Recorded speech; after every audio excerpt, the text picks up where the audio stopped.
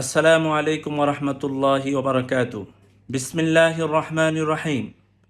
প্রিয় দেশবাসী, জায়নবাদী ইসরায়েল ফিলিস্তিনের নিরপরাধ মানুষের উপর, বিশেষ করে নারী ও শিশুর উপর যে হত্যাযোগ্য হত্যাকাণ্ড চালাচ্ছে, যাকে গণহত্যা বললেও কম বলা হবে, এমন পরিস্থিতিতে বিশ্ব বিবেককে জাগ্রত করার উদ্দেশ্যে এবং জাতিগত এই নিধন বন্ধের দাবিতে প্যালেস্টাইন সলিডারিটি মুভমেন্টের পক্ষ থেকে 12 এপ্রিল শনিবার সোহরাওয়ার্দী উদ্যানে বিকাল 3 ঘটিকায় মার্চ ফর গাজার ডাক দেওয়া হয়েছে।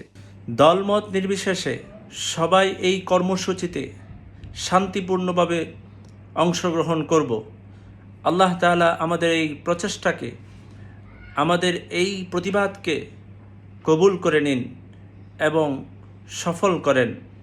আমিন। আসসালামু আলাইকুম রহমতুল্লাহ।